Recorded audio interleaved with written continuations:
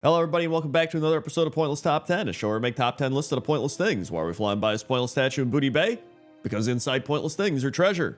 Let's begin. 10. Number 10 is Meg Morris, and Meg Morris is a human located on an isolated beach in Stormsong Valley wearing a Murloc suit. And right next to Meg are 3 lost tadpoles, so I would assume that Meg is kind of adopting these tadpoles, taking them in, protecting them, and being the mother that they currently don't have. Maybe she got killed by some random adventurers or some random creatures out here, whatever it is. It appears that the lost tadpoles have now kind of attached to her, and they're just kind of standing here. There's no quest here. There's just some piles of treasure, and that's it. Now, interesting enough, Meg actually used to be in Borealis with the tadpoles, and they would be in the trade winds market, but I guess after the alpha or the beta, they decided to move her out to Stormsong Valley on the beach and put her in a Murloc suit. I also read on Wowhead that this is the location of a pebble to obtain the secret battle pet ball, and the facing of this NPC acts like a compass to the hidden tunnel, so that might have been intentional, that might have just been a coincidence, who knows. But what I do know is she's taking care of these lost tadpoles, and that's pretty nice, so that's why I put her at number 10. 9. Number 9 is Ninciana. Ninciana is a night elf who used to sell relics in Dalaran, and she's still there, but she can't really sell you any more relics. So she says, "I'm very sorry, but I no longer have relics to sell you. Their magic seems to have extinguished. Perhaps I'll go into dancing full time now. It would be a nice change of pace." And so then if you type /dance with her, she will say, "Not bad, though some additional schooling wouldn't hurt. Here, watch my hips, like so." And she actually just starts dancing. And so I decided to put Ninciana on this list for a few reasons, one of which is she is very polite for somebody that completely lost their entire purpose in this game. You know what I mean? Like, she used to just be a relic vendor. Now they just don't work. Like, they don't exist anymore. And she's like, yeah, it is what it is, but I got dancing, at least that's something. And so when you actually dance with her, she teaches you how to dance. Like, she didn't have to do that at all. She could have been like, "Get out of here, idiot," but she didn't. And she also has that cute red panda with a bow on top of the cabinet or whatever that is. So that's why I decided to put Ninciana at number 9. 8. Number 8 are Orphan Matron Battle Whale, Mercy, and Nightingale, all located in different spots, but they all run orphanages. And so Orphan Matron Mercy in Shatrath is like, "The conflicts in Outlander deadlier than I've ever seen, and their most tragic victims are the children that are left behind." And then Orphan Matron Battle Whale in Orgrimmar says, "There are costs with war, rogue, ones often overlooked. These costs are orphans, children who have lost their parents to the far too numerous conflicts that rage across Azeroth." And then Orphan Matron Nightingale pretty much says the exact same thing as Orphan Matron Battle Whale, but just says that the Alliance takes time to give something back to these innocents. This time is called Children's Week, while Orphan Matron Battle Whale says the exact same thing, but says Horde instead of Alliance. So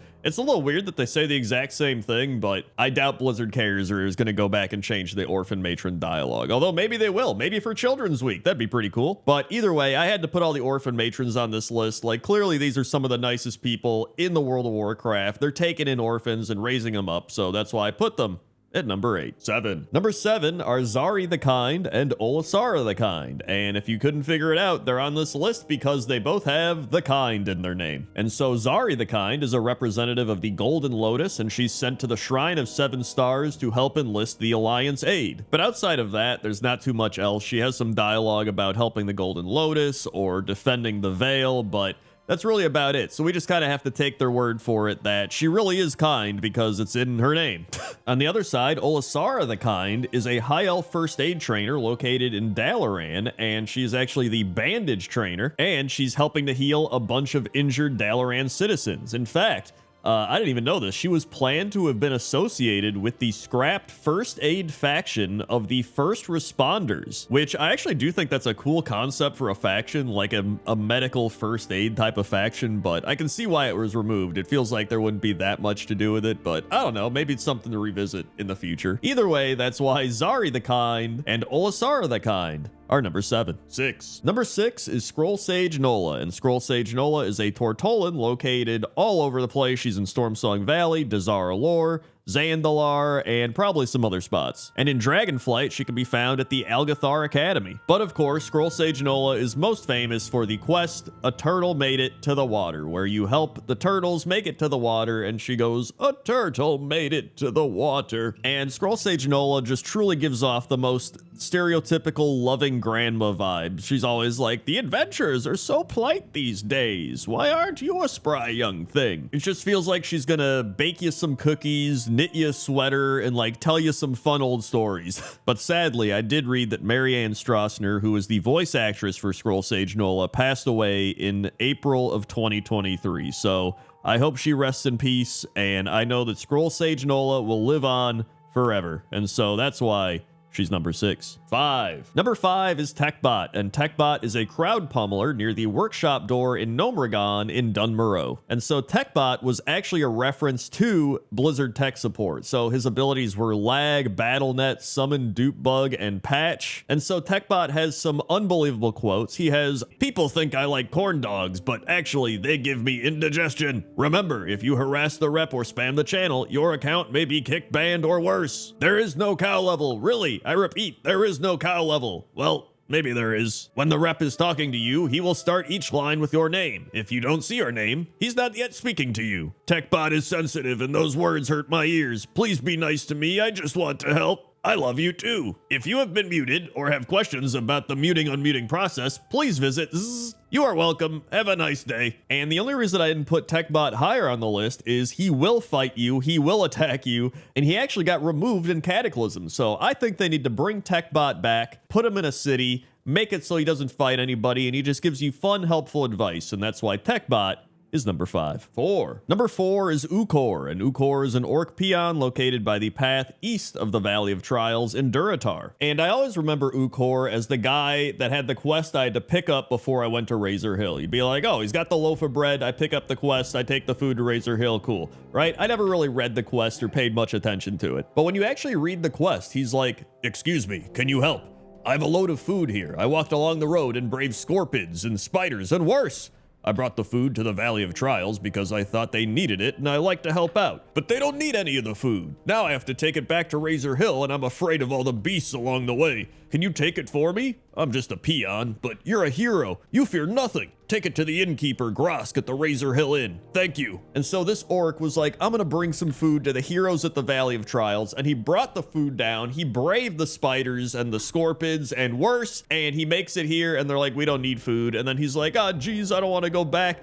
And it's kind of sad, because like he's just trying to be a nice guy, and you know what? He's like, you're a hero, I'm not a hero, but you know what? You are a hero, Ukor. And he did get removed in Cataclysm, so he's not in the game anymore. But bring him back! And that's why he's number 4. 3. Number 3 is Lorewalker Cho, and Lorewalker Cho is the leader of the Pandaren Lorewalkers, which are a Pandaren faction bent on exploring the world, finding stories, artifacts, and relics to fill out their libraries. And to me, Lorewalker Cho just seems like he would be one of the nicest people in World of Warcraft. Like, he's always just seeking out knowledge, he's trying to like help everybody, right? Like he did story time. I mean, listen, at the 20-year anniversary, every like, was it 30 minutes, you would have story time, and Lorewalker Cho would come out and he would tell his stories, and he had to do that non-stop for months. For months, he would go on that stage and tell the same like 3 stories over and over every half hour. If you thought you got tired of it after a few weeks or a few days, he had to do it for months, and he did it. On top of that, he helps guide you through the Mogushan vaults, and he's got like so many other quests. I think he's got over 100 quests in World of Warcraft, so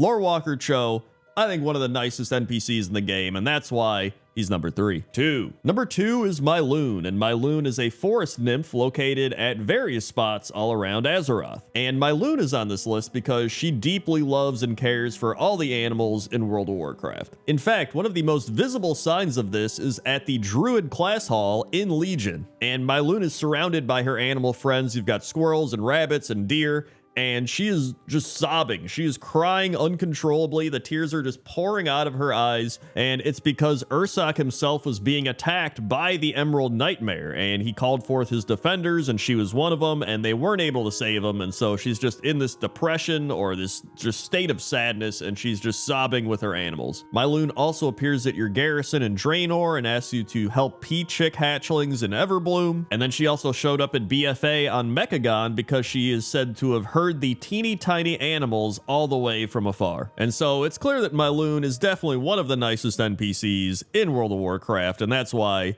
She's number 2. 1. And number 1 is Winston the Intellectual, and Winston is a rune bear found with the studious saber-toothed cubs in the Eye of Ysera in the Emerald Dream. And if you talk to Winston, he says, "Apologies, I left my tuxedo at my residence, but it is a joy to greet a fellow being of culture. I am merely educating my fellow brethren on the theory of magics and spiritual concepts of the dream. If you get the chance, you should ask for my friend, WoW, for their opinion on the matter. It is truly quite fascinating." And so for me, there's a few reasons why Winston is the nicest NPC. I mean, first, he's a very classy individual, all right? He left his tuxedo at his residence and he apologizes, but he's got his glasses, he's reading a book, and he's reading a book to the children to help them grow up wiser and more intellectual. And to me, it just feels like he's the old wizard guy in fantasy books that helps lead the main character on the right path to do good and to defeat evil. And that's why I was like, it just feels like Winston's number 1. And so that's why I decided to put him at number 1. Hey everybody, thanks for watching this episode of Pointless Top 10. If you want more Top 10s, you go check out Saddest NPCs, or you go check out pop culture references. Also, give the video a like if you liked it, and consider subscribing if you want to be notified when Pointless Top 10s or random other WoW videos get uploaded. Okay? Okay. See you.